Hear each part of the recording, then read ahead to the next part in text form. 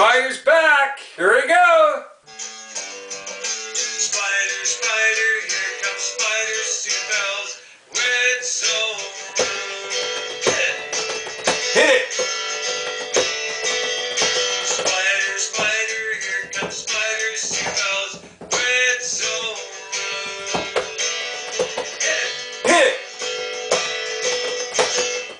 Want to hear you.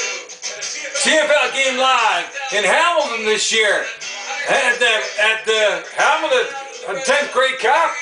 Chanting loud in the red zone. One Spiders, CFL's red zone.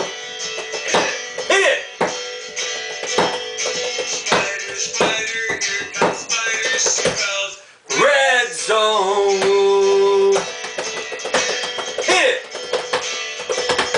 Spider, spider, here comes Spider CPL's red zone. Hit it!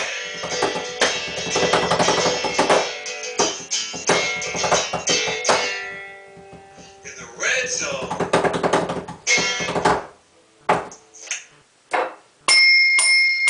Yeah! Crash cymbal. Just having fun, having played. My wrists aren't good, so I can't get those triplets in. Well, I had fun. It's about time I hit a little bit of Spiders CFL Red Zone Roll song. Okay, the short version out front on my look. Isn't this something? Totally authentic. Took me over an hour and a half again to set up. I worked my butt off for you because I need to. I need to keep your interest, and it's totally authentic. Everything you see, there's no green screen. Everything is totally authentic. Just like the Guess Who and Burton Cummings in 2000 reunion concert at the Metro Center in Halifax when it was called that, and it was packed. He said everything coming off the stage is totally authentic. All the instrumentation, all the vocals, the lead vocals, everything. It was totally, all the harmonies were like everything. There's not many bands doing that. Even the bands that are performing, that are still performing, they're not doing that. Some can't even play in tune. But anyway, that was quite an event that evening. 2.5-hour concert by, to me, the greatest Canadian band ever that paved the way, set the precedent. They did it first, right? And did they ever do it? They knocked the Beatles, the Stones, the Doors, and Creedence off #1 on Billboard, album and single, for the American Woman album. Imagine, and American Woman 45. Okay, they went 3 weeks on Billboard, right? Cash Bark Worldwide Record Charts, #1. They were the biggest band on planet Earth. From 69, 70, you can imagine, a band from Winnipeg called the Guess Who. They got their name because of the question mark, right? Because they wanted to think they were British or American when they had Shaken All Over when they were in high school, which is one of only 2 cover songs, like I said, that they never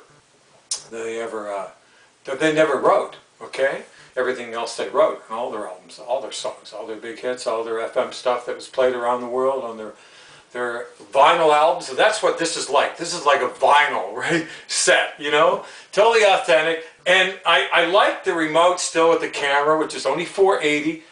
That's all the pixelization is. Can you imagine that? So it's like cable TV. It's totally authentic again. It's back from the old school, like analog recordings, right? That was stereo, well, they weren't mono, but they're not digital. Like the Guess Who, all the recorded by Jack Richardson, produced everything, every album. And I got every Guess Who CD remasters. I listen to them regularly. It makes me feel good, makes me proud to be Canadian. And man, the recordings back then, they were better. They only had 8 16-track back then, you know, up to 24. You know, I think American Woman was 16. I believe Wheatsville Soul could have been 8, but I think they went up to 24 for sure. The Land, I'm not sure, but in the studio, everything is like fake. You know, to tell you the truth. They're not even playing anymore, and they're not singing. It's all lip sync. It's all enhanced, and everything's fake. All the instrumentation, everything is fake. You know, you can record an album on a laptop now. Seriously, it's unbelievable. So anyway, I'm very Canadian, as you see, and that's why I only watch the CFL and I watch the NFL. And I got some real good news for you. Okay, to tell you, I went to St. Mary's football game, college football game. They got creamed by Bishops, but I ran into 66-7. You believe that? Because they didn't have their quarterback, Duncan Patterson, who got my CFL Red Zone role too. Okay? who's blown away and sold on it. He says, don't take the spiders away. You got to keep spiders. It's so catchy. Keep spiders. He was blown away. He's going to tell his coach. I'm going to get. I also ran into some other St. Mary's football players and told them my CFL Red Zone rule. They're all blown away. I'm going to get down to a practice and give them brochures. Okay, I got a new brochure. I got actually 2, and. But anyway, at the game, I ran into somebody really important who I exchanged an email with before, and I won't use his name, but he's higher up in top management at St. Mary's, and he knows of my son who was track athlete of the year. You go in the alumni there, lounge is so proud, you punch in his name, he comes up, and what he did, he ran the 100, broke a record at 19 years old at a St. Mary's track meet, which they don't have 8 tracks, but they have 7. And at 1.8 seconds. Can you imagine that? Can you imagine that? I was there. I was very proud of that. I think I mentioned that before. But you know, look, you can never be too proud and too enthusiastic with your son, the love of my life, my boy who's grown up now. He's a young man. He just got married back from Greece. Congratulations to my son and his new wife. She's a sweetheart. I call her Cinderella. she's the best. Like Tina Turner's song, simply the best woman my son ever could have met. I'm very happy for them. They had a great honeymoon. They went to Italy too. Anyway, they just got back, and just before the game last weekend, the Saskatchewan Roughriders and the Calgary Stampeders. Oh, Saskatchewan should have won the game. My God, they're the only reason Friday night. The only reason that Friday Night Football last Friday. The only reason Calgary only does the special teams, 2 touchdowns on the defense, and there's their defense, 2 touchdowns. Their defense come up with, and their special teams, because I think Mayer, the quarterback for the Stampeders, only had like 184 yards in passing. I mean, their stats were terrible. I mean, the Rough Riders, Saskatchewan Rough Riders had double that, but they should have won, but they didn't. I mean, so they're still alive, Calgary, but Calgary's not going to beat BC, and BC, they got issues on their team. They don't have a good team. The Canadian ratio issues like everybody else has. That's going to be my next follow-up session. This section, which is going to be a really big one because of what I'm going to say. And I've got all the proof and facts to prove I'm right about the Canadian ratio that's basically destroying the CFL, and that's why you have only 3 competitive teams. But I'm going to get in all the particulars of that and do it in full detail, and it's going to be a great session next time, and you got to hear what I have to say because I got the facts, I got the proof what's really happening to the CFL and why it's so non-competitive. The worst I've ever seen it, and why they have to make change, serious, necessary change, now, not later, now. And one man may have to go, okay? And they're going to have to shut down the Canadian Players Association. I'm going to get into all that to do it. Because the CFL, especially with my rule, my CFL Red Zone rule, and with the best players playing, and if they can recruit the best players like every other professional team can, they would have a far superior product than the NFL. I'm going to get into all of that in the next session. It's going to be a great session.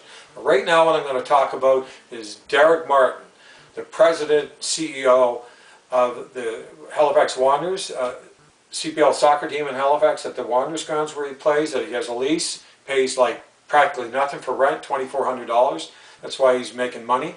And he's one of 2 teams that's getting the attendance. He sold out the last game, the playoff game. They lost to Pacific, 1-0.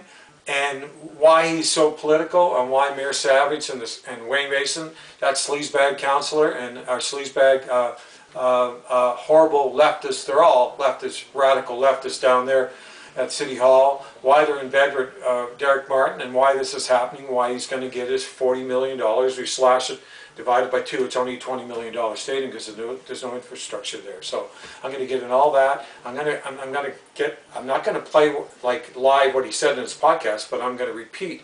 Okay, I'm going to tell you what he said, and you're going to be blown away. And I'm going to tell you what a top person in upper management told me at St. Mary's at the Bishop's game, St. Mary's, where they got blown out.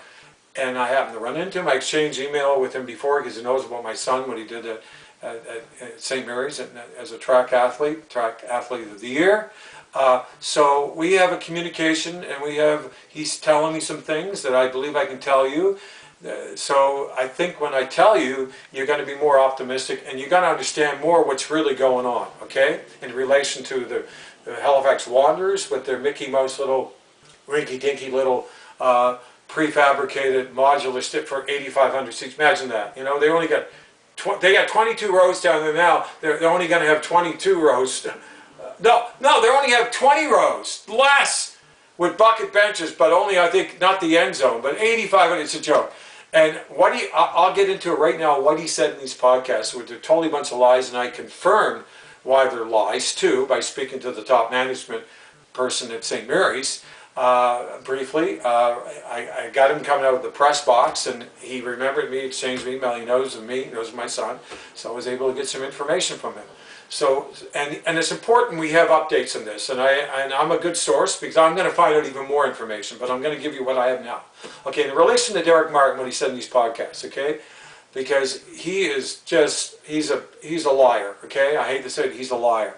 He definitely doesn't want, he said it right out that he doesn't want to share the Wanderers grounds if they could ever possibly put 20,000, which I think they could, but you got the horses there, the Lancers. That's why you could put an overhang though on that. You could put 40 rows over there with an overhang, okay, and still keep the roads going into where the horses are, the buildings. And the lawn bowling is a major part. Should be switched over to the commons, but you could put a higher tier stands there. But he's putting 20 rows in there rather than 10 now because he's using the front where he normally has a party zone there, but he's using the front.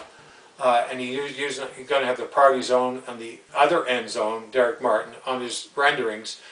And what's interesting on his renderings is that he's going to put an artificial turf so his two boys can play high school football, plays for Citadel High at the Wanderers ground. He does something, but he doesn't want the CFL. Oh, he doesn't want to share with the CFL. You know why? Because he doesn't want any competition, because they probably put him out of business. And by the way, CPL is going to go down anyway. They're getting nobody. I mean, Calgary at their playoff game, they got 4,300, and they say they got 65 there at the Wanderers grounds, but they didn't sell up many 65, maybe 2 or 3 this year. They average 5,000 or less, maybe 4,500 to be accurate, maybe even maybe 4,000. But he's a total liar. And by the way, the fans, in relation to the population of the city of Halifax being almost 500,000, he's only getting 1%, right? Fan support, and even less because he's not selling out every game. He's not even coming close. Sold up 2 or 3, but and he's got the women's soccer national team coming in with 6,500. But he's going to get his $40 million, and it's only $20 million for the stadium, $20 million to actually get sewer and water in there. You imagine that, and for the artificial turf that he wants, because he wants his son to play football on. But he doesn't want the CFL. He doesn't want to share with the CFL. You know what he said? I think I said this last time, but I'll say it again. He said in the podcast, but the other things I'm going to tell you I didn't say last time. But he said in the podcast that, the CFL could use it as a test market, his little rinky-dinky 8,500 that he's going to get from Mayor Savage and the sleazy leftist liberals down there. They're in bed with him. It's because they can get a little niche of the vote. They can get reelected, so they only get 2% of the vote. It's ridiculous. So that's what they do, and they're CFL haters. So they push the CFL. Actually, a councillor said on the radio just recently, "Oh, you mean that other group, like that other stadium? Well, we put that to bed." That's how they can't stand the CFL. And by the way, I said in the last podcast, I made a mistake. I meant to say the city of Halifax never gave a cent to the CFL for Touchdown Atlantic. Not a cent. Okay? So that tells you what they're all about. And they're lying about homeless. They're all majority druggies and criminals and blaming on Kim Houston. Yeah. Well, Kim Houston went to St. Mary's, and St. Mary's owns the land, Mayor Savage, and I like to shove them down your throat and build a stadium there, a modest stadium for the CFL. And I'll give you the particulars, what the top management told me about that, but I'll get back to Derek Martin again before I get into what the top management person told me at St. Mary's, at the Bishop St. Mary's game. Anyway, sleazebag Derek Martin lying to his teeth Teether said, "Oh, never share," and he says, "Oh, they could do a test. They already did 2 touchdown landings, full St. Mary's. They could do another one as a test market and put temporary seats up to 13,000, maybe permanent seats up to 13, 14,000. You imagine? How could that work? There's no room for expansion there. Are you kidding me?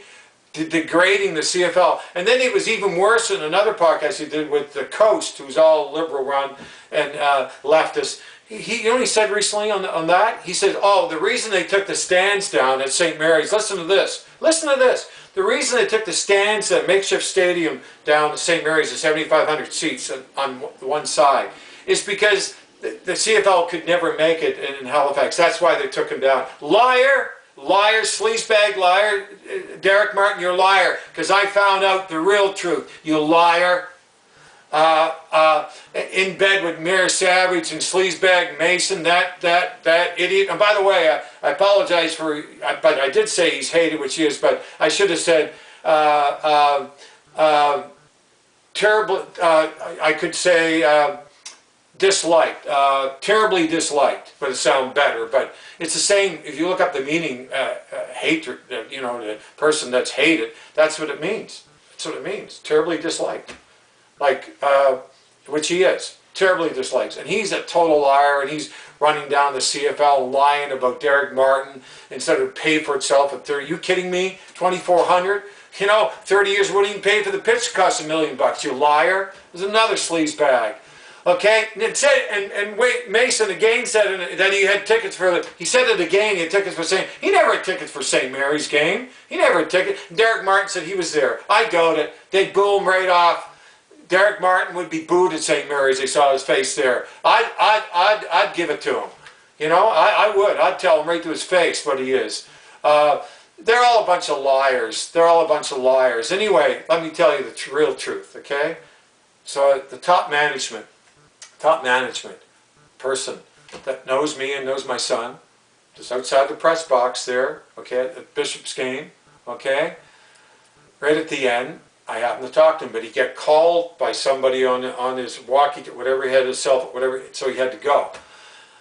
So because he was working the game and looking after the whole thing and everything, but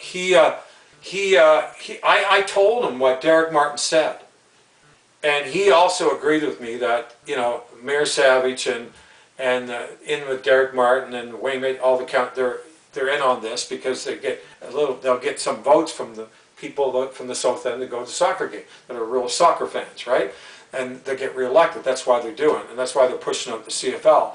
But he says, like, they could probably build 20,000 seats there. They probably could.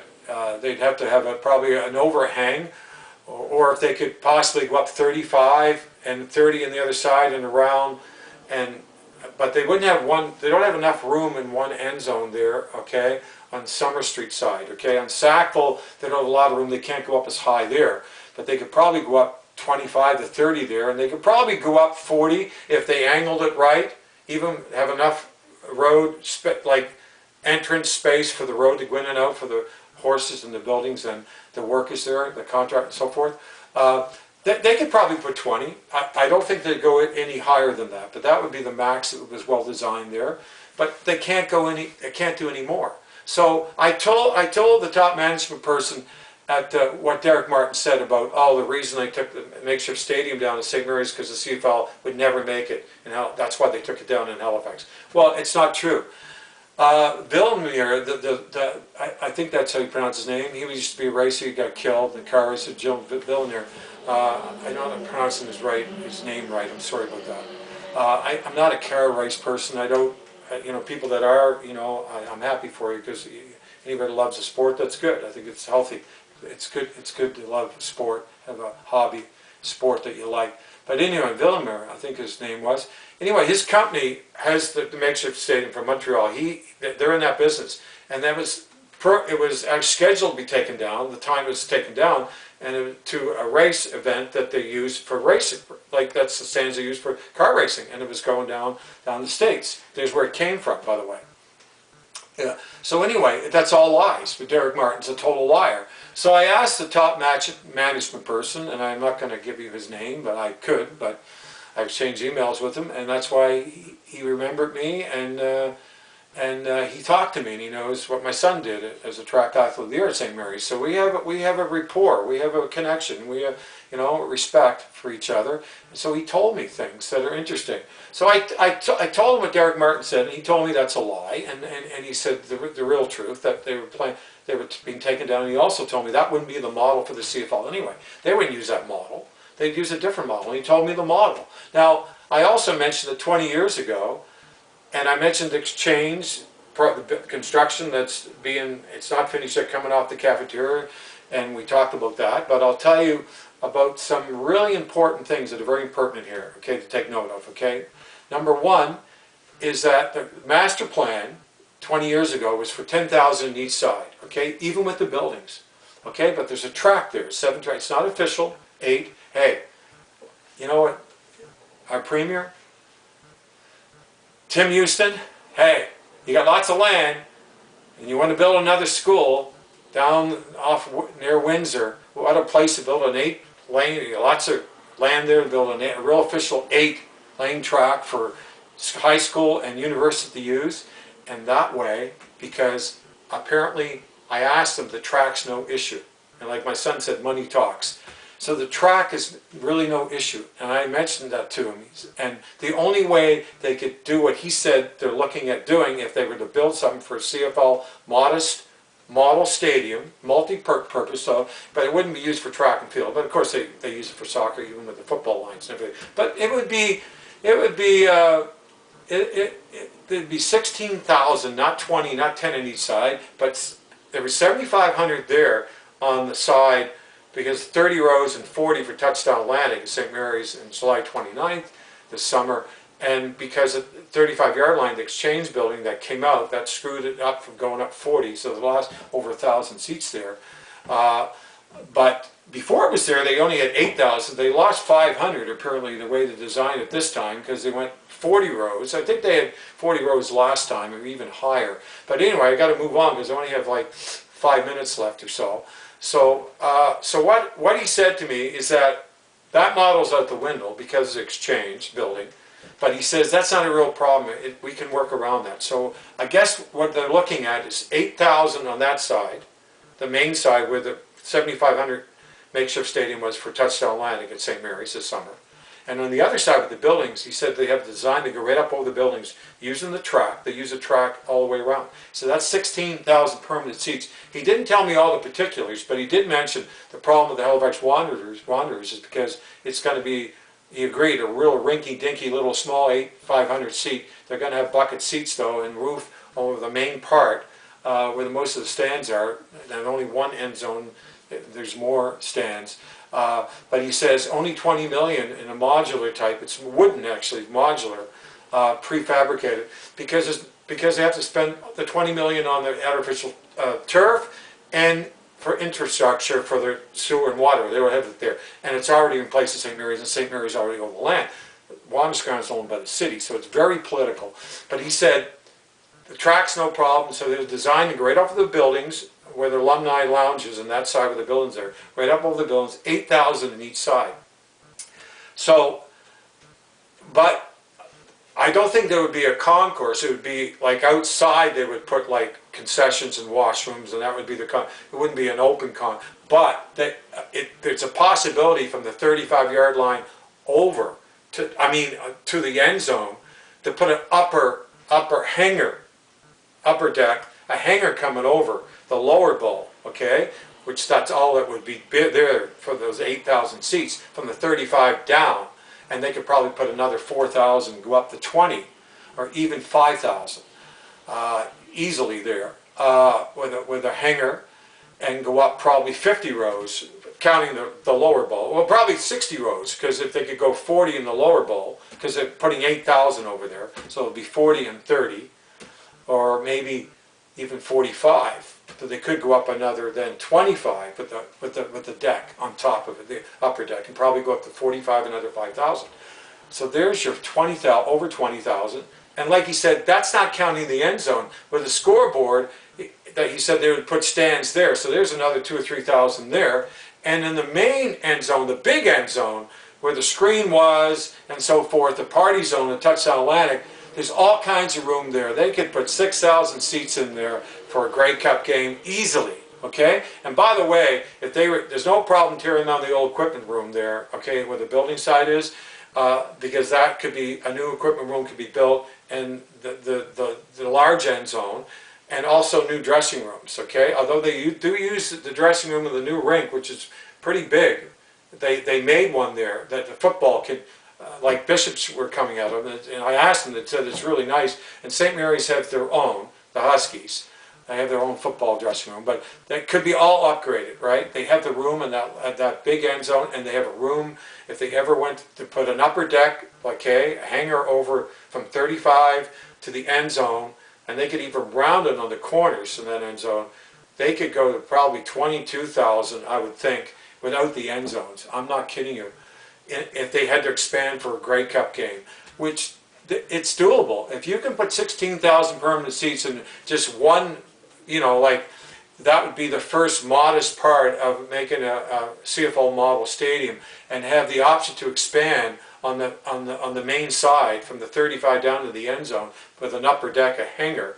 Can you imagine? And have that big end zones that you have. That you could put 6,000 in, and then on where the scoreboard is, you could put easily 3, okay, or even 4, probably 3, and on the corners maybe another 1,000 or so. So like St. Mary's, and they have a cafeteria, they have a really good weight room there. They have all the facilities, offices there. They could, like I said, they could make new dressing rooms. They have. I think what they have now is probably okay, but that could be expanded. And same with offices. There's room there. They have the water, sewer. They have everything there. They have a Minnesota Viking field. They spent a lot of money on artificial turf field. And by using the track, boy, they can. And that party zone could be pretty big. It could hold probably 2,500 or so.